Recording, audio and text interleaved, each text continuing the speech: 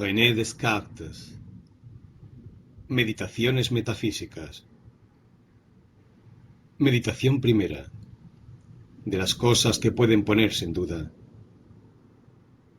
He advertido hace ya algún tiempo que, desde mi más temprana edad, había admitido como verdaderas muchas opiniones falsas, y que lo edificado después sobre cimientos tan poco sólidos tenía que ser por fuerza muy dudoso e incierto. De suerte que me era preciso emprender seriamente, una vez en la vida, la tarea de deshacerme de todas las opiniones a las que hasta entonces había dado crédito, y empezar todo de nuevo, desde los fundamentos, si quería establecer algo firme y constante en las ciencias. Mas, pareciéndome ardua dicha empresa, he aguardado hasta alcanzar una edad lo bastante madura como para no poder esperar que haya otra, tras ella, más apta para la ejecución de mi propósito. Y por ello, lo he diferido tanto que a partir de ahora me sentiría culpable si gastase en deliberaciones el tiempo que me queda para obrar. Así pues, ahora que mi espíritu está libre de todo cuidado, habiéndome procurado reposo seguro en una apacible soledad, me aplicaré seriamente y con libertad a destruir en general todas mis antiguas opiniones. Ahora bien, para cumplir tal designio, no me será necesario probar que son todas falsas, lo que acaso no conseguiría nunca, sino que, por cuanto la razón me persuade desde el principio para que no dé más crédito a las cosas no enteramente ciertas e indudables que a las manifestamente falsas, me bastará para rechazarlas todas, con encontrar en cada una el más pequeño motivo de duda. Y para eso tampoco hará falta que examine todas y cada una en particular, pues sería un trabajo infinito, sino que, por cuanto la ruina de los cimientos lleva necesariamente consigo la de todo el edificio, me dirigiré en principio contra los fundamentos mismos en que se apoyaban todas mis opiniones antiguas. Todo lo que he admitido hasta el presente como más seguro y verdadero, lo he aprendido de los sentidos o por los sentidos. Ahora bien, he experimentado a veces que tales sentidos me engañaban, y es prudente no fiarse nunca por entero de quienes nos han engañado alguna vez. Pero, aun dado que los sentidos nos engañan a veces, tocante a cosas mal perceptibles o muy remotas, ¿acaso hallemos otras muchas de las que no podamos razonablemente dudar, aunque las conozcamos por su medio? Como por ejemplo, que estoy aquí, sentado junto al fuego, con una bata puesta y este papel en mis manos, o cosas por el estilo. ¿Y cómo negar que estas manos y este cuerpo sean míos, si no es poniéndome a la altura de esos insensatos cuyo cerebro está tan turbio y ofuscado por los negros vapores de la bilis, que aseguran constantemente ser reyes siendo muy pobres, ir vestidos de oro y púrpura estando desnudos, o que se imaginan ser cacharros o tener el cuerpo de vidrio? Mas los tales son locos, y yo no lo sería menos si me rigiera por su ejemplo. Con todo, debo considerar aquí que soy hombre, y por consiguiente que tengo costumbre de dormir y de representarme en sueños las mismas cosas, y a veces cosas menos verosímiles, que esos insensatos cuando están despiertos.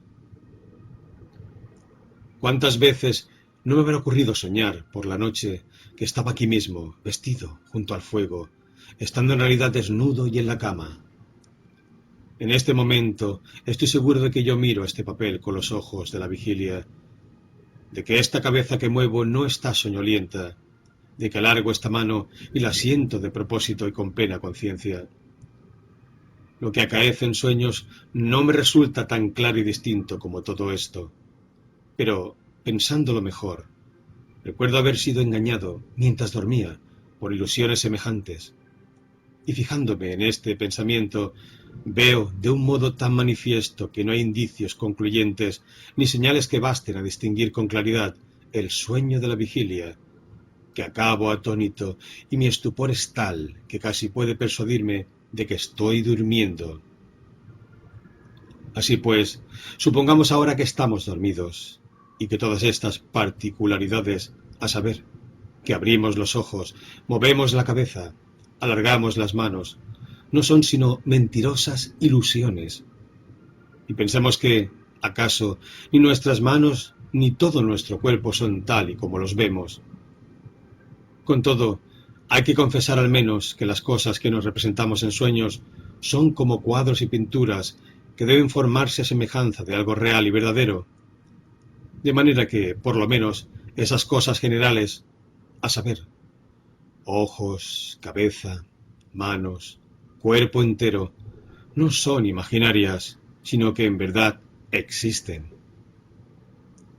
Pues los pintores, incluso cuando usan del mayor artificio para representar sirenas y sátiros mediante figuras caprichosas y fuera de lo común, no pueden, sin embargo, atribuirles formas y naturalezas del todo nuevas, y lo que hacen es solo mezclar y componer partes de diversos animales. Y si llega el caso de que su imaginación sea lo bastante extravagante como para inventar algo tan nuevo que nunca haya sido visto, representándonos así su obra, una cosa puramente fingida y absolutamente falsa, con todo, al menos los colores que usan deben ser verdaderos.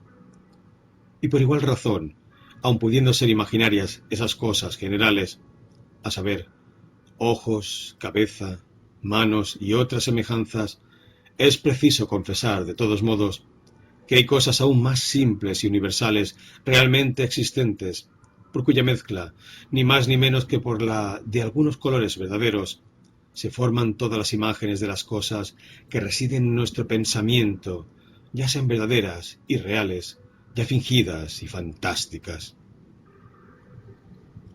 De ese género es la naturaleza corpórea en general, y su extensión, así como la figura de las cosas extensas, su cantidad o magnitud, su número, y también el lugar en que están, el tiempo que mide su duración y otras por el estilo. Por lo cual, ¿acaso no sería mala conclusión si dijésemos que la física, la astronomía, la medicina y todas las demás ciencias que dependen de la consideración de cosas compuestas son muy dudosas e inciertas, pero que la aritmética, la geometría y demás ciencias de este género, que no tratan sino de cosas muy simples y generales, sin ocuparse mucho de si tales cosas existen o no en la naturaleza, contienen algo cierto, indudable? Pues duerma yo o esté despierto, 2 más 3 serán siempre 5, y el cuadrado no tendrá más de 4 lados, no pareciendo posible que verdades tan patentes puedan ser sospechosas de falsedad o incertidumbre alguna. Y sin embargo, hace tiempo que tengo en mi espíritu cierta opinión, según la cual hay un Dios que todo lo puede, por quien he sido creado tal como soy. Pues bien, ¿quién me asegura que el tal Dios no haya procedido de manera que no exista figura, ni magnitud, ni lugar, pero a la vez de modo que yo, no obstante, si tenga la impresión de que todo eso existe tal y como lo veo? Y más aún, así como yo pienso, a veces, que los demás se engañan, hasta las cosas que creen saber con más certeza, puede ocurrir que Dios haya querido que me engañe cuantas veces sumo 2 más 3, o cuando enumero los lados de un cuadrado, o cuando juzgo de cosas aún más fáciles que estas, si es que son siquiera imaginables.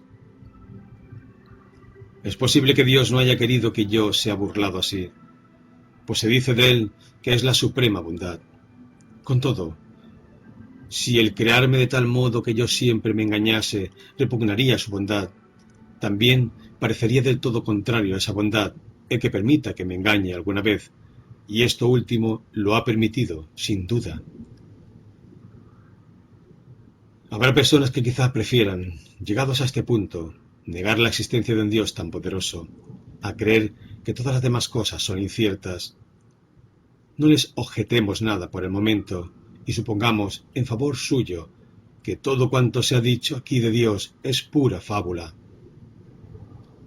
Con todo, de cualquier manera que supongan haber llegado yo al estado y ser que poseo, ya lo atribuyan al destino o a la fatalidad, ya al azar, ya en una enlazada secuencia de las cosas, será en cualquier caso cierto que, pues, errar y equivocarse es una imperfección cuanto menos poderoso sea el autor que atribuyan a mi origen, tanto más probable será que yo sea tan imperfecto que siempre me engañe.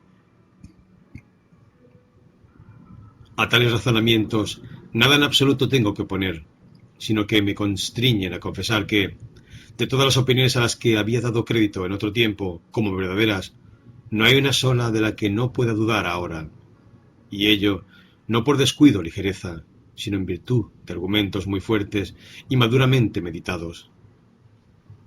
De tal suerte que, en adelante, debo suspender mi juicio acerca de dichos pensamientos y no concederles más crédito del que daría a cosas manifiestamente falsas, si es que quiero hallar algo constante y seguro en las ciencias. Pero no basta con haber hecho esas observaciones, sino que debo procurar recordarlas, pues aquellas viejas y ordinarias opiniones vuelven con frecuencia a invadir mis pensamientos, arrojándose sobre mi espíritu el derecho de ocupación que les confiere el largo y familiar uso que han hecho de él, de modo que, aun sin mi permiso, son ya casi dueñas de mis creencias. Y nunca perderé la costumbre de otorgarles mi aquiescencia y confianza, mientras las considere tal como en efecto son, a saber, en cierto modo dudosas, como acabo de mostrar, y con todo muy probables, de suerte que hay más razón para creer en ellas que para negarlas. Por ello pienso que sería conveniente seguir deliberadamente un proceder contrario y emplear todas mis fuerzas en engañarme a mí mismo, fingiendo que todas esas opiniones son falsas e imaginarias. Hasta que, habiendo equilibrado el peso de mis prejuicios, de suerte que no pueden inclinar mi opinión de un lado ni de otro, ya no sean dueños de mi juicio los malos hábitos que los desvían del camino recto que puede conducirlo al conocimiento de la verdad. Pues estoy seguro de que, entre tanto, no puede haber peligro ni error en ese modo de proceder, y de que nunca será demasiada mi presente desconfianza, puesto que ahora no se trata de obrar, sino sólo de meditar y conocer. Así pues, supondré que hay no un verdadero Dios, que es fuente suprema de verdad, sino cierto genio maligno, no menos artero y engañador que poderoso, el cual ha usado de toda su industria para engañarme. Pensaré que el cielo, el aire, la tierra, los colores, las figuras, los sonidos y las demás cosas exteriores no son sino ilusiones y ensueños de los que él se sirve para atrapar mi credulidad. Me consideraré a mí mismo como sin manos, sin ojos, sin carne, ni sangre, sin sentido alguno, y creyendo falsamente que tengo todo eso. Permaneceré obstinadamente fijo en ese pensamiento, y si, por dicho medio, no me es posible llegar al conocimiento de alguna verdad, al menos está en mi mano suspender el juicio. Por ello, tendré sumo cuidado en no dar crédito a ninguna falsedad, y dispondré también mi espíritu contra las malas artes de ese gran engañador que, por muy poderoso y astuto que sea, nunca podrá imponerme nada. Pero un designio tal es arduo y penoso, y cierta desidia me arrastra insensiblemente hacia mi manera ordinaria de vivir. Y como un esclavo que goza en sueños de una libertad imaginaria, en cuanto empiezo a sospechar que su libertad no es sino un sueño, teme despertar y conspira con esas gratas ilusiones para gozar más largamente de su engaño. Así, yo recaigo insensiblemente en mis antiguas opiniones, y temo salir de mi modorra, por miedo a que las trabajosas vigilias que habrían de suceder a la tranquilidad de mi reposo, en vez de procurarme alguna luz para conocer la verdad, no sean bastantes a iluminar por entero las tinieblas de las dificultades que acabo de promover. Meditación segunda. De la naturaleza del espíritu humano, y que es más fácil de conocer que el cuerpo. Mi meditación de ayer ha llenado mi espíritu de tantas dudas que ya no está en mi mano olvidarlas. Y sin embargo, no veo en qué manera podré resolverlas. Y, como si de repente hubiera caído en aguas muy profundas, tan turbado me hallo, que ni puedo apoyar mis pies en el fondo, ni nadar para sostenerme en la superficie. Haré un esfuerzo pese a todo, y tomaré de nuevo la misma vía que ayer. alejándome de todo aquello en que pueda imaginar la más mínima duda. Del mismo modo que si supiera que es completamente falso. Y seguiré siempre por ese camino, hasta haber encontrado algo cierto, o al menos, si otra cosa no puedo, hasta saber de cierto que nada cierto hay en el mundo. Arquímedes, para trasladar la tierra del lugar, solo pedía un punto de apoyo firme e inmóvil. Así, yo también tendré derecho a concebir grandes esperanzas, si por ventura hallo tan solo una cosa que sea cierta e indubitable. Así pues, supongo que todo lo que veo es falso. Estoy persuadido de que nada de cuanto mi mendaz memoria me representa ha existido jamás. Pienso que carezco de sentidos. Creo que cuerpo, figura, extensión, movimiento, lugar, no son sino quimeras de mi espíritu. ¿Qué podré entonces tener por verdadero? ¿Acaso esto solo, que nada cierto hay en el mundo? Pero, ¿qué sé yo, si no habrá otra cosa distintas de las que acabo de reputar inciertas y que sea absolutamente indubitable? ¿No habrá un Dios o algún otro poder que me ponga en el espíritu estos pensamientos? Ello no es necesario. Tal vez soy capaz de producirlos por mí mismo. Y yo mismo, al menos, ¿no soy algo? Ya he negado que yo tenga sentidos ni cuerpo. Con todo, titubeo, pues, ¿qué se sigue de eso? Soy tan dependiente del cuerpo y de los sentidos que sin ellos no puedo ser. Ya estoy persuadido de que nada hay en el mundo, ni cielo, ni tierra, ni espíritus, ni cuerpos. Y no estoy asimismo persuadido de que yo tampoco existo. Pues no. Si yo estoy persuadido de algo, o meramente si pienso algo, es porque yo soy.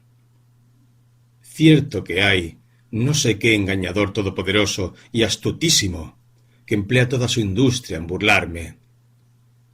Pero entonces no cabe duda de que, si me engaña, es que yo soy.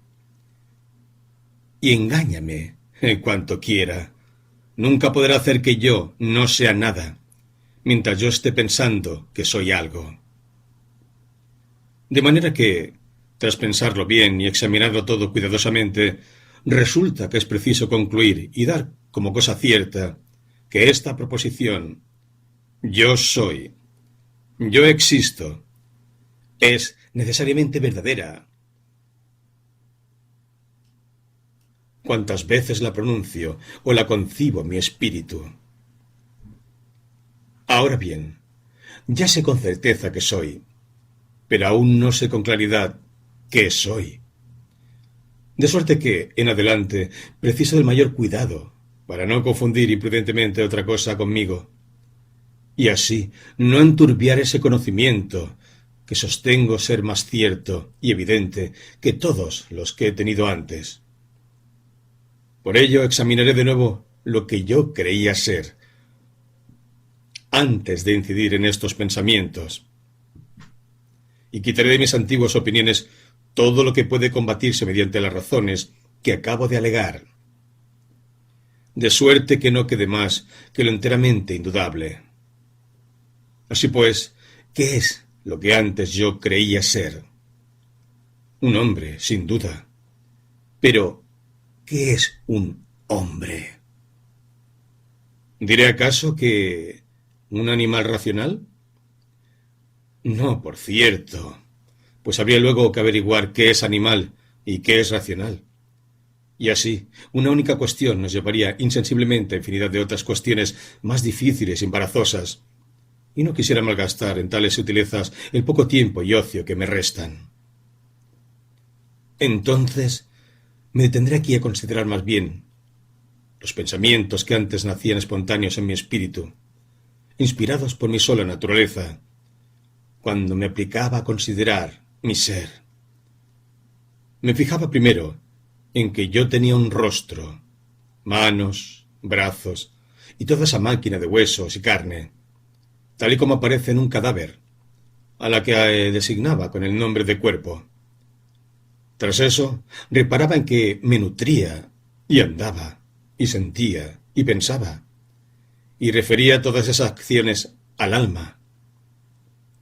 Pero no me paraba a pensar en qué era ese alma, o bien si lo hacía, imaginaba que era algo extremadamente raro y sutil, como un viento, una llama, o un delicado éter, difundido por mis otras partes más groseras. En lo tocante al cuerpo, no dudaba en absoluto de su naturaleza, pues pensaba conocerla muy distintamente, y de querer explicarla según las nociones que entonces tenía. La habría descrito así.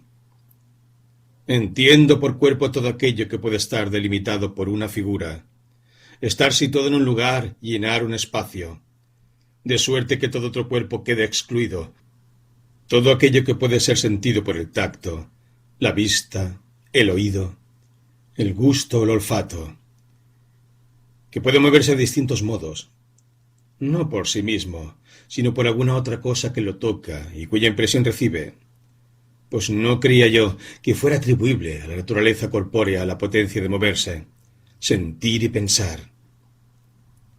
Al contrario, me asombraba al ver que tales facultades se hallaban en algunos cuerpos. Pues bien, ¿qué soy yo, ahora que supongo ver a alguien extremadamente poderoso y, si es lícito decirlo así, maligno y astuto, que emplea todas sus fuerzas e industria en engañarme? ¿Acaso puedo estar seguro de poseer el más mínimo de esos atributos que acabo de referir a la naturaleza corpórea? Me para pensar en ello con atención.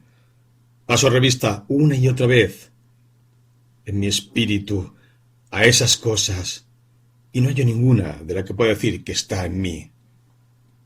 No es necesario que me entretenga en recontarlas. Pasemos, pues, a los atributos del alma y veamos si hay alguno que esté en mí. Los primeros son nutrirme y andar. Pero, si es cierto que no tengo cuerpo, es cierto entonces también que no puedo andar ni nutrirme. Un tercero es sentir. Pero no puede uno sentir sin cuerpo. Aparte de que yo he creído sentir en sueños muchas cosas, y al despertar me he dado cuenta de que no las había sentido realmente. Un cuarto es pensar. Y aquí sí hallo que el pensamiento es un atributo que me pertenece, siendo el único que no puede separarse de mí. Yo soy. Yo existo. Eso es cierto, pero ¿cuánto tiempo? Todo el tiempo que estoy pensando. Pues quizá ocurriese que, si yo cesara de pensar, cesaría al mismo tiempo de existir. No admito nada ahora que no sea necesariamente verdadero. Así pues, hablando con precisión, no soy más que una cosa que piensa, es decir, un espíritu, un entendimiento, una razón, términos cuyo significado me era antes desconocido. Soy entonces una cosa verdadera y verdaderamente existente. Mas, ¿qué cosa? Ya lo he dicho, una cosa que piensa. ¿Y qué más? Excitaré aún mi imaginación, a fin de averiguar si no soy algo más. No soy esta reunión de miembros llamada cuerpo humano. No soy un aire sutil y penetrante, difundido por todos estos miembros. No soy un viento, un soplo, un vapor, ni nada de cuanto pueda fingir e imaginar, puesto que ya he dicho que todo eso no era nada.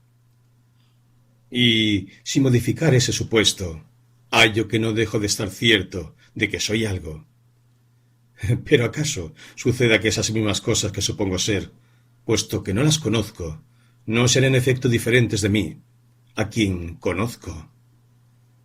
Nada sé del caso. De eso no disputo ahora. Y sólo puedo juzgar de las cosas que conozco. Ya sé qué soy. Y eso sabido, busco saber qué soy. Pues bien, es certísimo que ese conocimiento de mí mismo, hablando con precisión, no puede depender de cosas cuya existencia aún me es desconocida, ni por consiguiente, y con mayor razón, de ninguna de las que son fingidas e inventadas por la imaginación. E incluso esos términos de fingir e imaginar me advierten de mi error, pues en efecto yo haría algo ficticio si imaginase ser alguna cosa, pues imaginar no es sino contemplar la figura o imagen de una cosa corpórea. Ahora bien, ya sé de cierto que soy, y que a la vez puede ocurrir que todas esas imágenes, y en general todas las cosas referidas a la naturaleza del cuerpo, no sean más que sueños y quimeras. En consecuencia, veo claramente que decir excitaré mi imaginación para saber más distintamente qué soy, es tan poco razonable como decir ahora estoy despierto y percibo algo real y verdadero, pero como no lo percibo aún con bastante claridad, voy a dormirme adrede para que mis sueños me lo representen con mayor verdad y evidencia.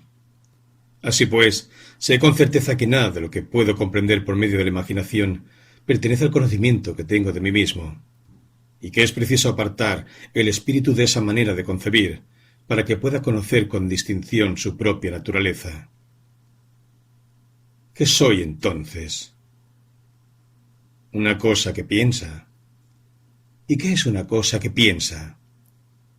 Es una cosa que duda, que entiende, que afirma, que niega, que quiere, que no quiere, que imagina también y que siente.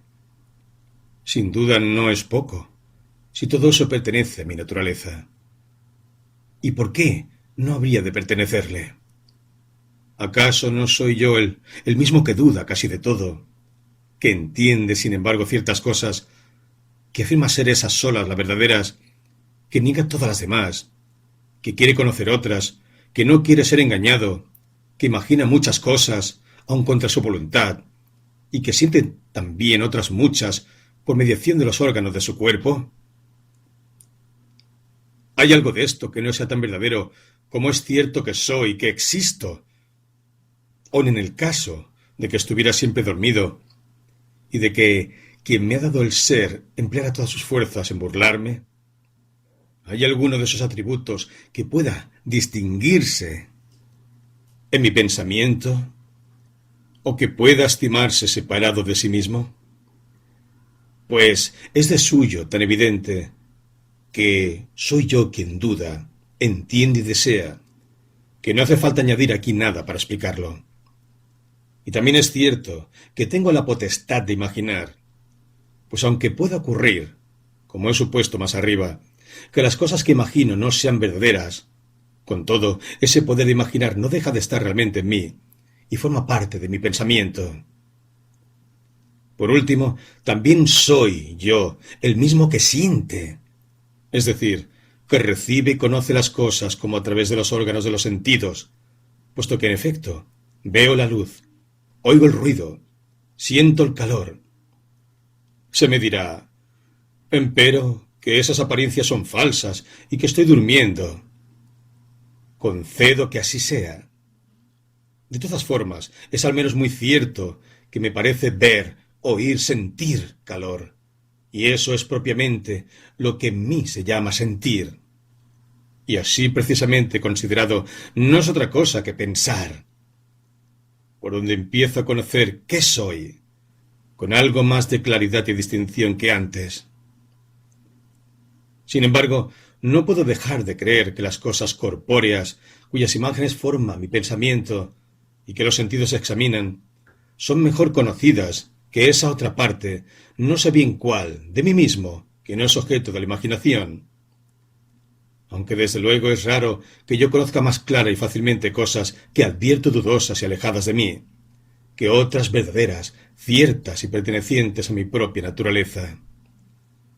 Mas ya veo qué ocurre. Mi espíritu se complace en extraviarse, y aún no puede mantenerse en los justos límites de la verdad. Soltémosle, pues, la rienda una vez más, a fin de poder, luego, tirando de ella suave y oportunamente, contenerlo y guiarlo con más facilidad. Empecemos por considerar las cosas que, comúnmente, creemos comprender con mayor distinción, a saber, los cuerpos que tocamos y vemos. No me refiero a los cuerpos en general, pues tales nociones generales suelen ser un tanto confusas, sino a un cuerpo particular. Tomemos, por ejemplo, este pedazo de cera que acaba de ser sacado de la colmena. Aún no ha perdido la dulzura de la miel que contenía. Conserva todavía algo de olor de las flores con que ha sido elaborado. Su color, su figura, su magnitud son bien perceptibles. Es duro, frío, fácilmente manejable, y si lo golpeáis, producirá un sonido. En fin, se encuentran en él todas las cosas que permiten conocer distintamente un cuerpo. Mas, he aquí que, mientras estoy hablando, es acercado al fuego. Lo que restaba de sabor se exhala, el olor se desvanece, el color cambia, la figura se pierde, la magnitud aumenta, se hace líquido, se calienta, apenas se le puede tocar, y si lo golpeamos ya no producirá sonido alguno. Tras cambios tales, ¿permanece la misma cera? Hay que confesar que sí, nadie lo negará. Pero entonces, ¿qué es lo que conocíamos con tanta distinción en aquel pedazo de cera? Ciertamente no puede ser nada de lo que alcanzábamos por medio de los sentidos, puesto que han cambiado todas las cosas que percibíamos por el gusto, el olfato, la vista, el tacto o el oído. Y sin embargo, sigue siendo la misma cera. Tal vez sea lo que ahora pienso, a saber, que la cera no era ni esa dulzura de miel, ni ese agradable olor a flores, ni esa blancura, ni esa figura, ni ese sonido, sino tan solo un cuerpo, que un poco antes se me parecía bajo esas formas y ahora bajo otras distintas. Ahora bien, al concebirla, precisamente así, ¿qué es lo que imagino? Fijémonos bien, y apartando todas las cosas que no pertenecen a la cera, veamos qué resta. Ciertamente nada más que algo extenso, flexible y cambiante. Ahora bien, ¿qué quiere decir flexible y cambiante? ¿No será que imagino que esa cera de una figura redonda puede pasar a otra cuadrada y de esa a otra triangular? No, no es eso, puesto que la concibo capaz de sufrir una infinidad de cambios semejantes, y esa infinitud no podía ser recorrida por mi imaginación. Por consiguiente, esa concepción que tengo de la cera no es obra de la facultad de imaginar. ¿Y esa extensión qué es? ¿No será algo igualmente desconocido? Pues comenta al ir derritiéndose la cera, resulta ser mayor cuando está enteramente fundida y mucho mayor cuando el calor se incrementa más aún. Y yo no concebiría de un modo claro y conforme a la verdad lo que es la cera, si no pensase que es capaz de experimentar más variaciones según la extensión de todas las que yo haya podido imaginar. Debo, pues, convenir en que yo no puedo concebir lo que es cera por medio de la imaginación, y sí sólo por medio del entendimiento. Me refiero a ese trozo de cera en particular, pues en cuanto a la cera en general, y resulta aún más evidente. Pues bien, ¿qué es esa cera, sólo concebible por medio del entendimiento? Sin duda, es la misma que veo, toco, imagino, la misma que desde el principio juzgaba yo conocer. Pero lo que se trata aquí de notar es que su percepción o la acción por cuyo medio la percibimos no es una visión, un tacto, una imaginación, y no lo ha sido nunca, aunque así lo pareciera antes, sino sólo una inspección del espíritu, la cual puede ser imperfecta y confusa, como lo era antes, o bien clara y distinta, como lo es ahora, según atienda menos o más a las cosas que están en ella y de las que consta. No es muy de extrañar, sin embargo, que me engañe, puesto que mi espíritu es harto débil y se inclina insensiblemente al error. Pues aunque estoy considerando ahora esto en mi foro interno y sin hablar, con todo vengo a tropezar con las palabras, y están a punto de engañarme los términos del lenguaje corriente, pues nosotros decimos que vemos la misma cera, si está presente, y no que pensamos que es la misma en virtud de tener los mismos color y figura. Lo que casi me fuerza a concluir que conozco la cera por la visión de los ojos y no por la sola inspección del espíritu. Mas he aquí que, desde la ventana, veo pasar unos hombres por la calle, y digo que veo hombres, como cuando digo que veo cera. Sin embargo, lo que en realidad veo son sombreros y capas, que muy bien podrían ocultar meros autómatas movidos por resortes. Sin embargo, pienso que son hombres, y de este modo comprendo mediante la facultad de juzgar que reside en mi espíritu, lo que quería ver con los ojos.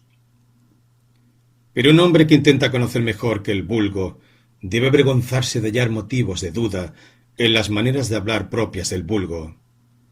Por eso prefiero seguir adelante y considerar si, cuando yo percibía al principio la cera y creía conocerla mediante los sentidos externos, o al menos mediante el sentido común, según lo llaman, es decir, por medio de la potencia imaginativa, la concebía con mayor evidencia y perfección que ahora, tras haber examinado con mayor exactitud lo que ella es, y en qué manera puede ser conocida. Pero sería ridículo dudar siquiera de ello, pues, ¿qué habría de distinto y evidente en aquella percepción primera que cualquier animal no pudiera concebir? En cambio, cuando hago distinción entre la cera y sus formas externas, y, como si la hubiese despojado de sus vestiduras, la considero desnuda, entonces, aunque aún pueda haber algún error en mi juicio, es cierto que una tal concepción no puede darse sino en un espíritu humano. Y, en fin, ¿qué diré de ese espíritu? Es decir, de mí mismo, puesto que hasta ahora nada, sino espíritu, reconozco en mí. Yo, que parezco concebir con tanta claridad y distinción este trozo de cera, ¿acaso no me conozco a mí mismo, no sólo con más verdad y certeza, sino con mayores distinción y claridad? Pues si juzgo que existe la cera porque la veo, con mucha más evidencia se sigue, del hecho de verla, que existo yo mismo. En efecto, pudiera ser que lo que yo veo no fuese cera, o que ni tan siquiera tenga yo ojos para ver cosa alguna, pero lo que no puede ser es que, cuando veo o pienso que veo, no hago distinción entre ambas cosas, ese yo, que tal piensa, no sea nada. Igualmente, si por tocar la cera juzgo que existe, se seguirá lo mismo, a saber, que existo yo. Y si lo juzgo porque me persuade de ello mi imaginación o por cualquier otra causa, resultará la misma conclusión. Y lo que he notado aquí de la cera es lícito aplicarlo a todas las demás cosas que están fuera de mí. Pues bien, si el conocimiento de la cera parece ser más claro y distinto después de llegar a él, no sólo por la vista o el tacto, sino por muchas más causas, con cuánta mayor evidencia, distinción y claridad no me conoceré a mí mismo, puesto que todas las razones que sirven para conocer y concebir la naturaleza de la cera o de cualquier otro cuerpo prueban aún mejor la naturaleza de mi espíritu. Pero es que, además, hay tantas otras cosas en el espíritu mismo, útiles para conocer la naturaleza, que las que, como éstas, dependen del cuerpo, apenas si merecen ser nombradas. Pero he aquí que, por mí mismo y muy naturalmente, he llegado a donde pretendía. En efecto, sabiendo yo ahora que los cuerpos no son propiamente concebidos, sino por el solo entendimiento, y no por la imaginación ni por los sentidos, y que no los conocemos por verlos o tocarlos, sino sólo porque los concebimos en el pensamiento, sé entonces con plena claridad que nada es más fácil de conocer que mi espíritu. Mas, siendo casi imposible deshacerse con prontitud de una opinión antigua y arraigada, bueno será que me detenga un tanto en este lugar, a fin de que, alargando mi meditación, consiga imprimir más profundamente en mi memoria este nuevo conocimiento. Meditación tercera. De Dios, que existe. Cerraré ahora los ojos, me taparé los oídos, suspenderé mis sentidos, hasta borraré de mi pensamiento toda imagen de las cosas corpóreas, o al menos, como eso es casi imposible, las reputaré vanas y falsas. De este modo, en coloquio solo conmigo, y examinando mis adentros, procuraré ir conociéndome mejor y hacerme más familiar a mí propio. Soy una cosa que piensa, es decir, que duda, afirma, niega, conoce unas pocas cosas, ignora otras muchas, ama, odia, quiere, no quiere, y que también imagina y siente, pues, como he observado más arriba, aunque lo que siento e imagino acaso no sea nada fuera de mí y en sí mismo, con todo, estoy seguro de que esos modos de pensar residen y se hallan en mí, sin duda. Y con lo poco que acabo de decir, creo haber enumerado todo lo que sé de cierto, o al menos todo lo que he advertido saber hasta aquí. Consideraré ahora con mayor circunspección si no podré hallar en mí otros conocimientos de los que aún no me haya apercibido. Sé con certeza que soy una cosa que piensa, pero ¿no sé también lo que se requiere para estar cierto de algo?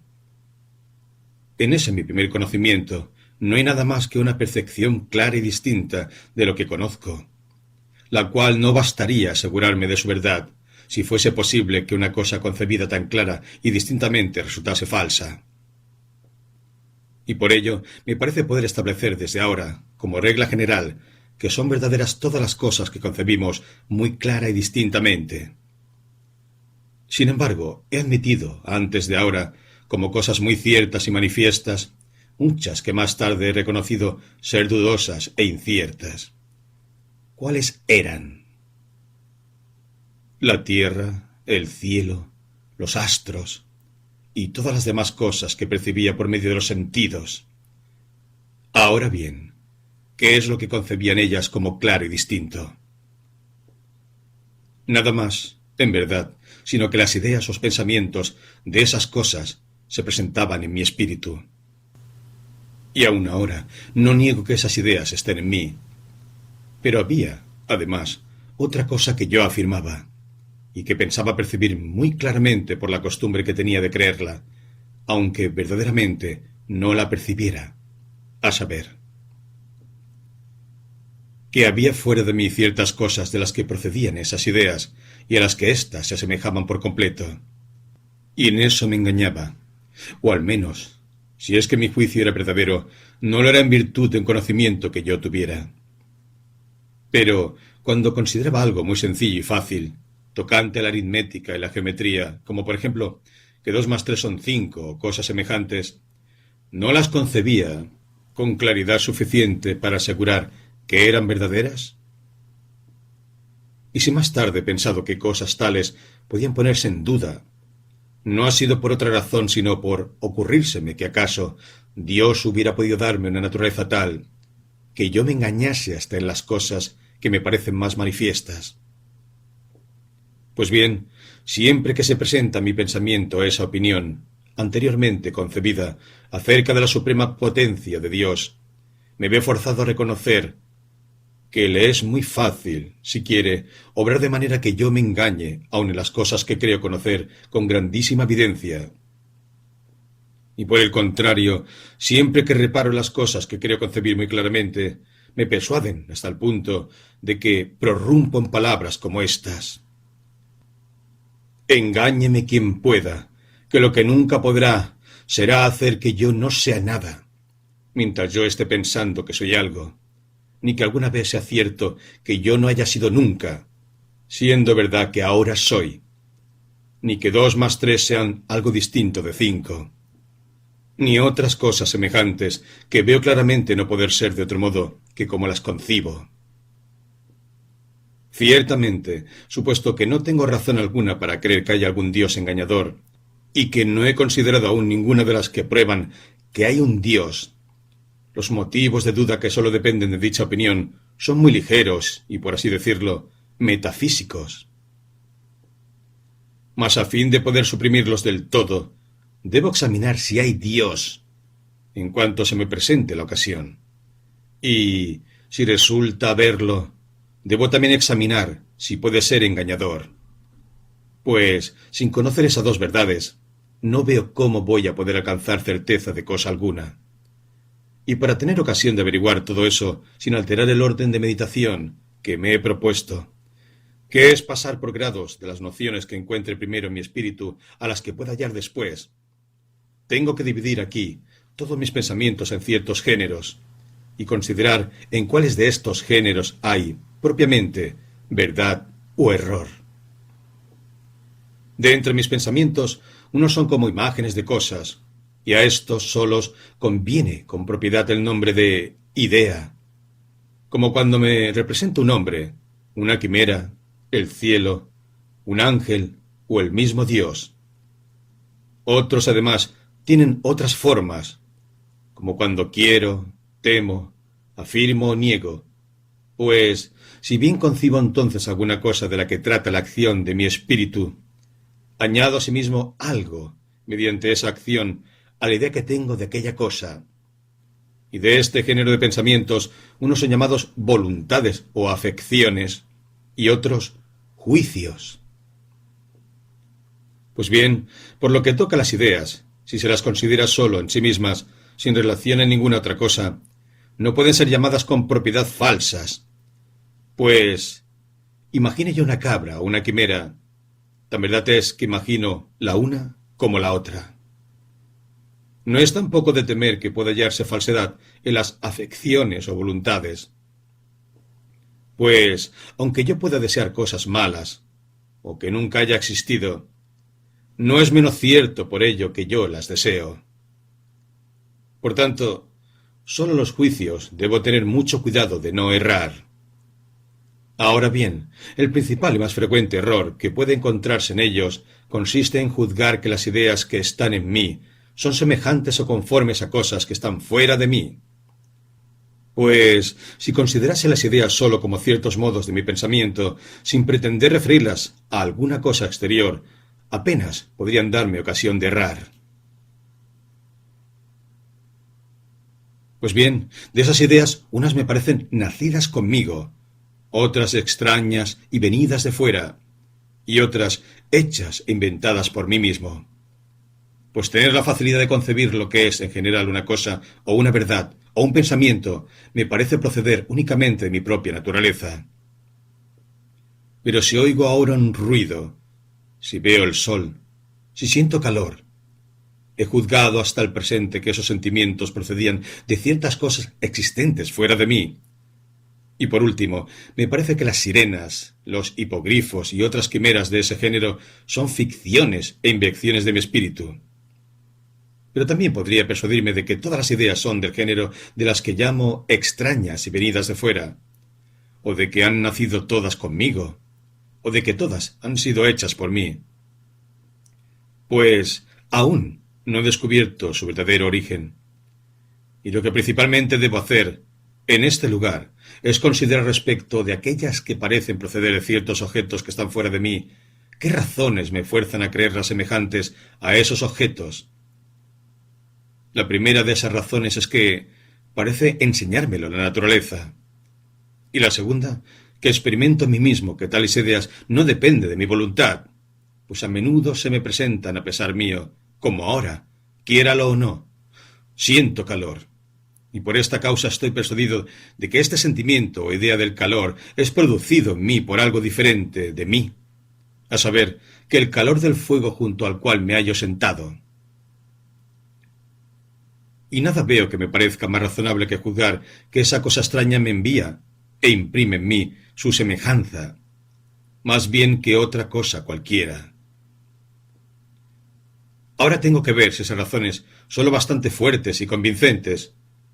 Cuando digo que me parece que la naturaleza no lo enseña, por la palabra naturaleza entiendo solo cierta inclinación que me lleva a creerlo, y no una luz natural que me haga conocer que es verdadero. Ahora bien, se trata de dos cosas muy distintas entre sí, pues no podría poner en duda nada de lo que la luz natural me hace ver como verdadero. Por ejemplo, cuando antes me enseñaba que del hecho de dudar yo podía concluir mi existencia. Porque, además, no tengo ninguna otra facultad o potencia por distinguir lo verdadero de lo falso, que pueda enseñarme que no es verdadero lo que la luz natural me muestra como tal, y en la que pueda fiar como fío en la luz natural. Mas, por lo que toca a esas inclinaciones que también me parecen naturales, he notado a menudo que, cuando se trataba de elegir entre virtudes y vicios, me han conducido al mal, tanto como al bien. Por ello, no hay razón tampoco para seguirlas cuando se trata de la verdad y la falsedad. En cuanto a la otra razón, la de que esas ideas deben proceder de fuera, pues no dependen de mi voluntad, tampoco la encuentro convincente.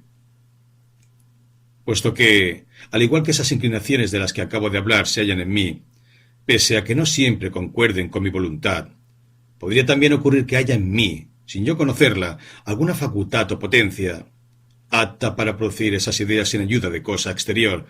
Y en efecto, me ha parecido siempre hasta ahora que tales ideas se forman en mí, cuando duermo, sin el auxilio de los objetos que representan. Y en fin, aun estando yo conforme con que son causadas por esos objetos, de ahí no se sigue necesariamente que deban semejarse a ellos. Por el contrario, he notado a menudo, en muchos casos, que había gran diferencia entre el objeto y su idea. Así, por ejemplo, en mi espíritu encuentro dos ideas del sol muy diversas. Una toma su origen de los sentidos y debe situarse en el género de las que he dicho vienen de fuera.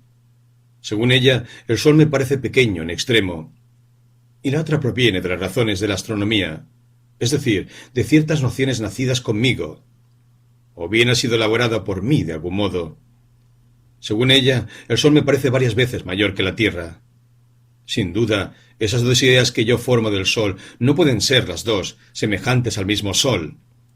Y la razón que me impele a creer que la que procede inmediatamente de su apariencia es, precisamente, la que me es más disímil.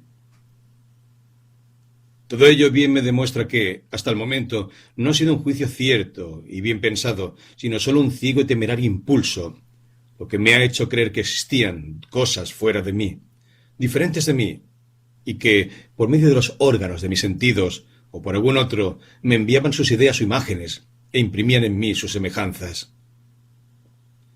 Mas se me ofrece aún otra vía para averiguar si, entre las cosas cuyas ideas tengo en mí, hay algunas que existen fuera de mí. Es, a saber, si tales ideas se toman solo, en cuanto que son ciertas maneras de pensar, no reconozco entre ellas diferencias o desigualdad alguna, y todas parecen proceder de mí de un mismo modo, pero al considerarlas como imágenes que representan unas una cosa y otras otra, entonces es evidente que son muy distintas unas de otras.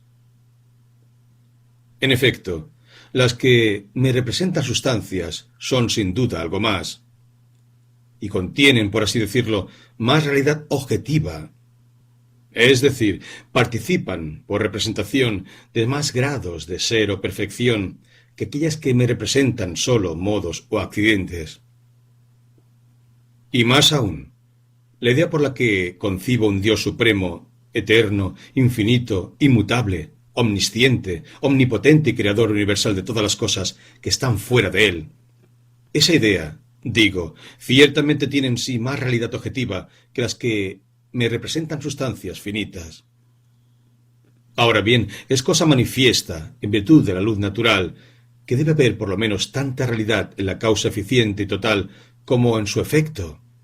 Pues, ¿de dónde puede sacar el efecto su realidad si no es de la causa? ¿Y cómo podría esa causa comunicársela si no la tuviera ella misma? De ahí se sigue, no sólo que la nada no podría producir cosa alguna, sino que lo más perfecto, es decir, lo que contiene más realidad, no puede provenir de lo menos perfecto. Y esta verdad no es sólo clara y evidente en aquellos efectos dotados de esa realidad que los filósofos llaman actual o formal, sino también en las ideas, donde sólo se considera la realidad que llaman objetiva. Por ejemplo, la piedra, que aún no existe, no puede empezar a existir ahora, si no es producida por algo que tenga en sí, formalmente o eminentemente, todo lo que entra en la composición de la piedra. Es decir, que contenga en sí las mismas cosas u otras más excelentes que las que están en la piedra. Y el calor no puede ser producido en un sujeto privado de él, si no es por una cosa que sea de un orden, grado o género, al menos tan perfecto como lo es el calor, y así las demás cosas. Pero, además de eso, la idea del calor o de la piedra no puede estar en mí, si no ha sido puesta por alguna causa que contenga en sí, al menos tanta realidad como la que concibo en el calor o en la piedra. Pues, aunque esa causa no transmita a mi idea nada de su realidad actual o formal, no hay que juzgar por ello que esa causa tenga que ser menos real, sino que debe saberse que, siendo toda idea obra del espíritu, su naturaleza es tal que no exige de suyo ninguna otra realidad formal que la que recibe del pensamiento, del cual es un modo. Pues bien, para que una idea contenga tal realidad objetiva, más bien que tal otra, debe haberla recibido, sin duda, de alguna causa en la cual haya tanta realidad formal, por lo menos, cuanta realidad objetiva contiene la idea. Pues, si suponemos que en la idea hay algo que no se encuentra en su causa, tendrá que haberlo recibido de la nada. Mas, por imperfecto que sea el modo de ser, según el cual una cosa está objetivamente, o por representación en el entendimiento, mediante su idea, no puede con todo decirse que ese modo de ser no sea nada, ni, por consiguiente, que esa idea tome su origen de la nada. Tampoco debo suponer que, siendo sólo objetiva la realidad considerada en esas ideas, no sea necesario que la misma realidad esté formalmente en las causas de ellas, ni creer que basta con que esté objetivamente en dichas causas, pues, así como el modo objetivo de ser compete a las ideas por su propia naturaleza, así también el modo formal de ser compete a las causas de esas ideas, o por lo menos a las primeras y principales, por su propia naturaleza. Y aunque pueda ocurrir que de una idea nazca otra idea, ese proceso no puede ser infinito, sino que hay que llegar finalmente a una idea primera, cuya causa sea como un arquetipo, en el que esté formal y efectivamente contenida toda la realidad o perfección que la idea está, sólo de modo objetivo o por representación. De manera que la luz natural me hace saber con certeza que las ideas son en mí como cuadros, imágenes, que pueden con facilidad ser copias defectuosas de las cosas, pero que, en ningún caso, pueden contener nada mayor o más perfecto que esas.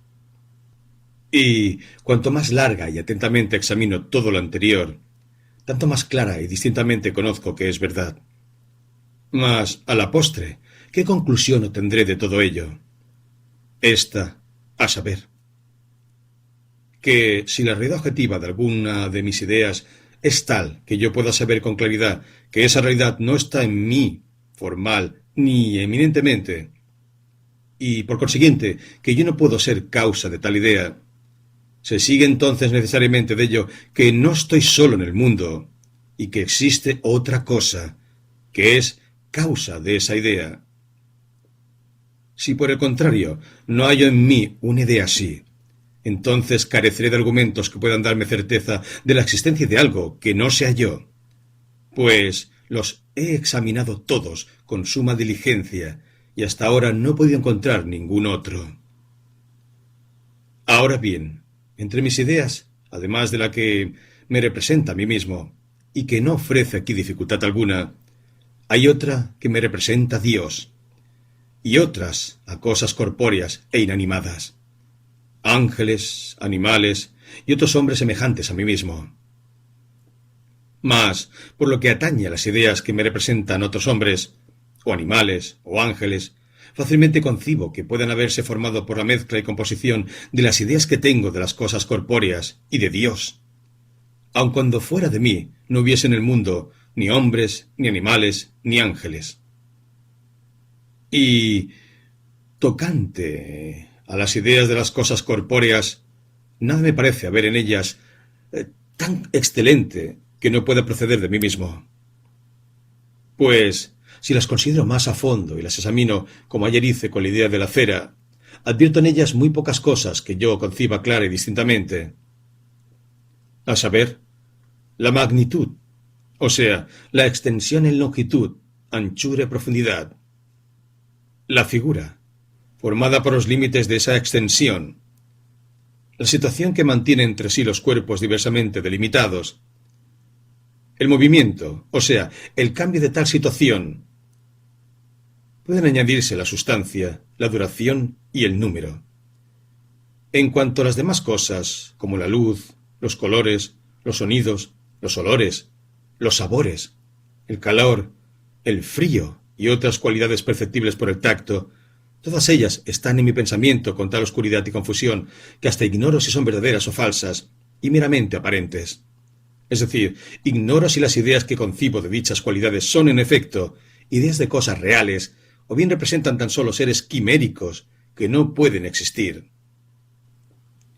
Pues, aunque más arriba haya yo notado que sólo los juicios puede encontrarse falsedad propiamente dicha, en sentido formal, con todo puede hallarse las ideas cierta falsedad material, a saber, cuando representan lo que no es nada como si fuera algo. Por ejemplo, las ideas que tengo del frío y el calor son tan poco claras y distintas que mediante ellas no puedo discernir si el frío es sólo una privación de calor o el calor una privación de frío, o bien si ambas son o no cualidades reales. Y por cuanto, siendo las ideas como imágenes, no puede haber ninguna que no parezca representarnos algo. Si es cierto que el frío es sólo privación de calor, la idea que me lo represente como algo real y positivo podrá, no sin razón, llamarse falsa. Y lo mismo sucederá con ideas semejantes. Y por cierto, no es necesario que atribuya a esas ideas otro autor que yo mismo.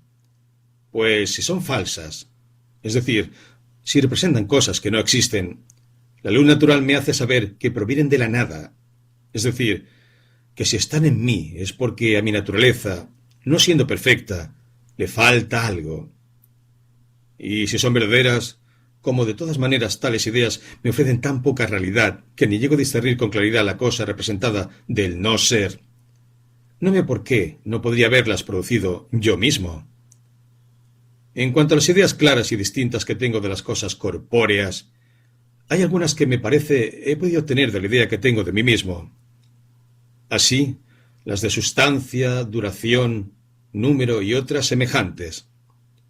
Pues cuando pienso que la piedra es una sustancia, o sea, una cosa capaz de existir por sí, dado que yo soy una sustancia, y aunque sé muy bien que soy una cosa pensante y no extensa, habiendo así entre ambos conceptos de muy gran diferencia, las dos ideas parecen concordar en que representan sustancias. Asimismo, cuando pienso que existo ahora, y me acuerdo además de haber existido antes, y concibo varios pensamientos cuyo número conozco, entonces adquiero las ideas de duración y número, las cuales puedo luego transferir a cualesquiera otras cosas. Por lo que se refiere a las otras cualidades de que se componen las ideas de las cosas corpóreas, a saber, la extensión, la figura, la situación y el movimiento, cierto es que no están formalmente en mí, pues no soy más que una cosa que piensa. Pero, como son sólo ciertos modos de la sustancia, a manera de vestidos con que se nos aparece la sustancia, parece que pueden estar contenidas en mí eminentemente. Así pues, sólo queda la idea de Dios, en la que debe considerarse si algo que no pueda proceder de mí mismo. Por Dios entiendo una sustancia infinita, eterna, inmutable, independiente, omnisciente, omnipotente, que me ha creado a mí y a todas las demás cosas que existen, si es que existe alguna. Pues bien, eso que entiendo por Dios es tan grande y eminente que cuanto más atentamente lo considero, menos convencido estoy de que una idea así pueda proceder sólo de mí. Y por consiguiente, hay que concluir necesariamente, según lo antedicho, que Dios existe.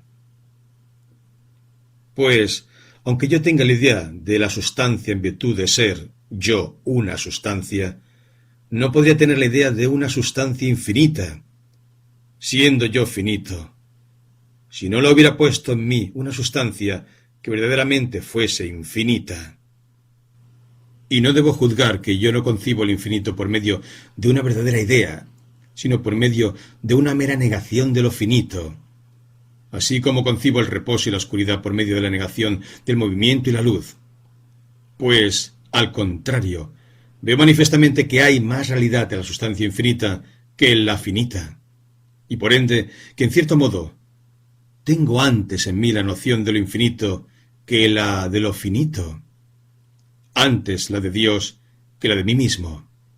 Pues, ¿cómo podría yo saber que dudo y que deseo, es decir, que algo me falta y que no soy perfecto, si no hubiese en mí la idea de un ser más perfecto, por comparación con el cual advierto la imperfección de mi naturaleza?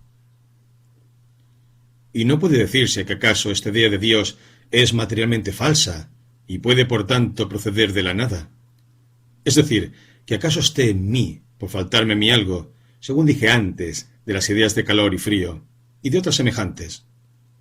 Al contrario, siendo esta idea muy clara y distinta, y conteniendo más realidad objetiva que ninguna otra, no hay idea alguna que sea por sí misma más verdadera ni menos sospechosa de error y falsedad.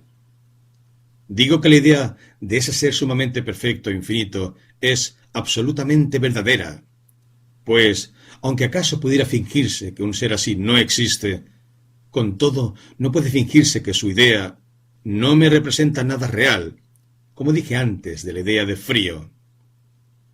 Esa idea es también muy clara y distinta, pues que contiene en sí todo lo que mi espíritu concibe clara y distintamente como real y verdadero, y todo lo que comporta alguna perfección. Y eso no deja de ser cierto, aunque yo no comprenda lo infinito, o aunque haya en Dios innumerables cosas que no pueda yo entender, y ni siquiera alcanzar con mi pensamiento.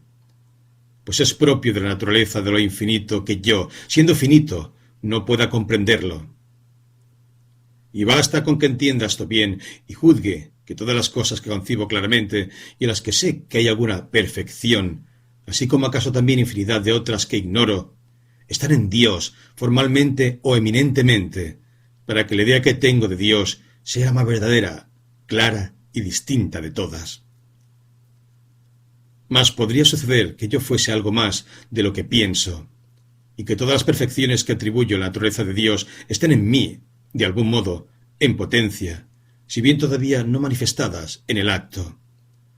Y en efecto, estoy experimentando que mi conocimiento aumenta y se perfecciona poco a poco, y nada veo que pueda impedir que aumente más y más, hasta el infinito. Y así acrecentado y perfeccionado, tampoco veo nada que me impida adquirir por su medio todas las demás perfecciones de la naturaleza divina. Y, en fin, parece asimismo que, si tengo el poder de adquirir esas perfecciones, tendría también el de producir sus ideas. Sin embargo, pensándolo mejor, reconozco que eso no puede ser. En primer lugar, porque aunque fuera cierto que mi conocimiento aumentase por grados sin cesar, y que hubiese en mi naturaleza muchas cosas en potencia que aún no estuviesen en acto, nada de eso, sin embargo, atañe ni aun se aproxima a la idea que tengo de la divinidad, en cuya idea nada hay en potencia, sino que todo está en acto. Y hasta ese mismo aumento sucesivo y por grados arguiría sin duda imperfección en mi conocimiento. Más aún, aunque mi conocimiento aumentase más y más, con todo no dejo de conocer que nunca podría ser infinito en acto, pues jamás llegarás a tan alto grado que no sea capaz de incremento alguno. En cambio, a Dios lo concibo infinito en acto, y en tal grado que nada puede añadirse a su perfección. Y por último, me di cuenta de que el ser objetivo de una idea no puede ser producido por un ser que existe solo en potencia, el cual, hablando con propiedad, no es nada, sino solo por un ser en acto, o sea, formal. Ciertamente, nada veo en todo cuanto acabo de decir que no sea facilísimo de conocer, en virtud de la luz natural, a todos los que quieran pensar en ello con cuidado. Pero cuando mi atención se afloja, oscurecido mi espíritu y como cegado por las imágenes de las cosas sensibles, olvido fácilmente la razón por la cual la idea que tengo de un ser más perfecto que yo debe haber sido puesta necesariamente en mí por un ser que, efectivamente, sea más perfecto. Por ello pasaré adelante y consideraré si yo mismo, que tengo sed de Dios, podría existir en el caso de que no hubiera Dios. Y pregunto, ¿de quién habría recibido mi existencia? Pudiera ser que de mí mismo, o bien de mis padres, o bien de otras causas que, en todo caso, serían menos perfectas que Dios, pues nada puede imaginarse más perfecto que Él, y ni siquiera igual a Él. Ahora bien, si yo fuese independiente de cualquier otro, si yo mismo fuese el autor de mi ser, entonces no dudaría de nada, nada desearía, y ninguna perfección me faltaría, pues me habría dado a mí mismo todas aquellas de las que tengo alguna idea, y así yo sería Dios. Y no tengo por qué juzgar que las cosas que me faltan son acaso más difíciles de adquirir que las que ya poseo. Al contrario, es sin duda mucho más difícil que yo. Esto es, una cosa, sustancia pensante, haya salido de la nada, de lo que sería la adquisición, por mi parte, de muchos conocimientos que ignoro y que al cabo no son sino accidentes de esa sustancia. Y si me hubiera dado a mí mismo lo más difícil, es decir, mi existencia, no me hubiera privado de lo más fácil, a saber, de muchos conocimientos de que mi naturaleza no se haya provista. No me habría privado, en fin, de nada lo que está contenido en la idea que tengo de Dios, puesto que ninguna otra cosa me parece de más difícil adquisición, y si hubiera alguna más difícil, sin duda me lo parecería, suponiendo que hubiera recibido de mí mismo las demás cosas que poseo, pues sentiría que allí termina mi poder.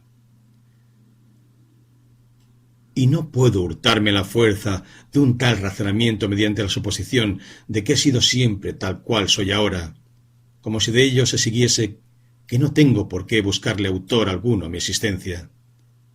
Pues el tiempo todo de mi vida puede dividirse en innumerables partes, sin que ninguna de ellas dependa en modo alguno de las demás. Y así, de haber yo existido un poco antes, no se sigue que deba existir ahora, a no ser que en este mismo momento alguna causa me produzca y, por decirlo así, me cree de nuevo, es decir, me conserve. En efecto, a todo el que considere atentamente la naturaleza del tiempo, resulta clarísimo que una sustancia, para conservarse en todos los momentos de su duración, precisa de la misma fuerza y actividad que sería necesaria para producirla y crearla en el caso de que no existiese. De suerte que la luz natural nos hace ver con claridad que conservación y creación difieren solo respecto de nuestra manera de pensar, pero no realmente. Así pues, solo hace falta aquí que me consulte a mí mismo, para saber si poseo algún poder en cuya virtud yo, que existo ahora, exista también dentro de un instante, ya que, no siendo yo más que una cosa que piensa, o al menos, no tratándose aquí, hasta ahora, más que de esta parte de mí mismo, si un tal poder residiera en mí, yo debería por lo menos pensarlo y ser consciente de él. Pues bien, no es así, y de este modo sé con evidencia que dependo de algún ser diferente de mí. Quizá pudiera ocurrir que ese ser del que dependo no sea Dios, y que yo haya sido producido o bien por mis padres, o bien por alguna otra causa menos perfecta que Dios, pero ello no puede ser, pues, como ya he dicho antes, es de todo evidente que en la causa debe haber por lo menos tanta realidad como en el efecto. Y entonces, puesto que soy una cosa que piensa y que tengo en mí una idea de Dios, sea cualesquiera la causa que se le atribuya a mi naturaleza, deberá ser en cualquier caso, asimismo, una cosa que piensa, y poseer en sí la idea de todas las perfecciones que atribuyo a la naturaleza divina. Ulteriormente, puede negarse si esa causa toma su origen y existencia de sí misma o de alguna otra cosa. Si la toma de sí misma, se sigue, por las razones antedichas, que ella misma ha de ser Dios, pues teniendo el poder de existir por sí, debe tener también, sin duda, el poder de poseer actualmente todas las perfecciones cuyas ideas concibe, es decir, todas las que yo concibo como dadas en Dios. Y si toma su existencia de alguna otra causa distinta de ella, nos preguntaremos de nuevo, y por igual razón, si esta segunda causa existe por sí o por otra cosa, hasta que, de grado en grado, lleguemos por último a una causa que resultará ser Dios. Y es muy claro que aquí no puede procederse al infinito, pues no se trata tanto de la causa que en otro tiempo me produjo como de la que al presente me conserva. Tampoco puede fingirse aquí que acaso varias causas parciales hayan concurrido juntas a mi producción, y que de una de ellas haya recibido yo la idea de una de las perfecciones que atribuyo a Dios, y de otra la idea de otra, de manera que todas esas perfecciones se hallan, sin duda, en algún lugar del universo, pero no juntas y reunidas en una sola causa, que sea Dios. Pues muy al contrario, la unidad, simplicidad o inseparabilidad de todas las cosas que están en Dios es una de las principales perfecciones que en Él concibo. Y sin duda, la idea de tal unidad y reunión de todas las perfecciones en Dios no ha podido ser puesta en mí por causa alguna, de la cual no haya yo recibido también las ideas de todas las demás perfecciones. Pues ella no puede habérmelas hecho comprender como juntas e inseparables si no hubiera procedido de suerte que yo supiese cuáles eran, y en cierto modo las conociese. Por lo que atañe, en fin, a mis padres, de quienes parece que tomo mi origen, aunque sea cierto todo lo que haya podido creer acerca de ellos, eso no quiere decir que sean ellos los que me conserven, ni que me hayan hecho y producido en cuanto que soy una cosa que piensa, puesto que sólo han afectado, de algún modo, la materia, dentro de la cual pienso estar encerrado yo, es decir, mi espíritu, al que identifico ahora conmigo mismo.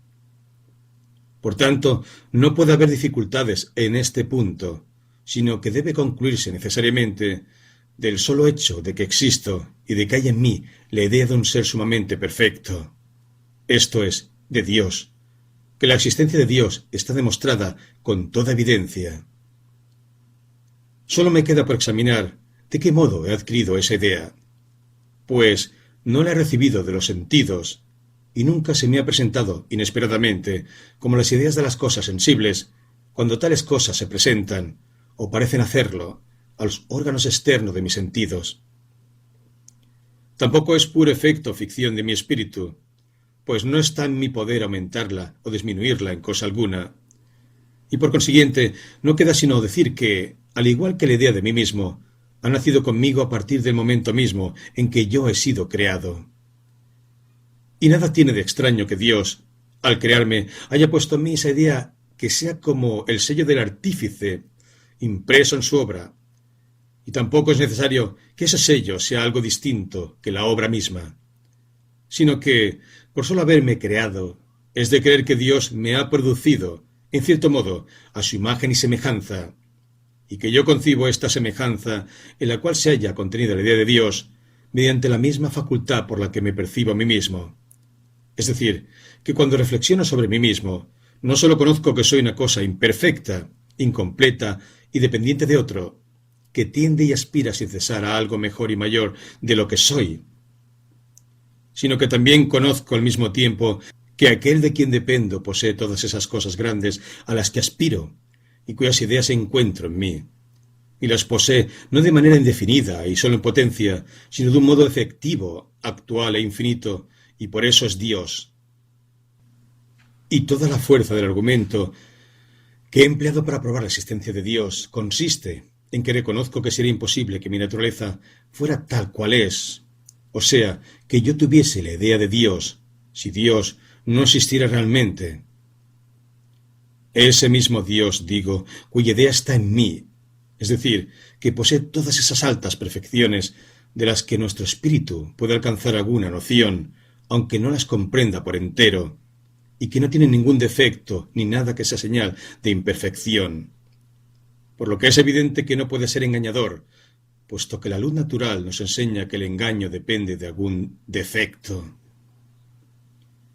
Pero antes de examinar esto con más cuidado y de pasar a la consideración de las demás verdades que pueden colegirse de ello, me parece oportuno detenerme algún tiempo a contemplar este Dios perfectísimo, apreciar debidamente sus maravillosos atributos, considerar, admirar y adorar la incomparable belleza de esta inmensa luz, en la medida, al menos, que me lo permita la fuerza de mi espíritu, pues, enseñándonos la fe que la suprema felicidad de la vida no consiste sino en esa contemplación de la majestad divina, experimentamos ya que una meditación como la presente, aunque incomparablemente menos perfecta, nos hace gozar del mayor contento que es posible en esta vida.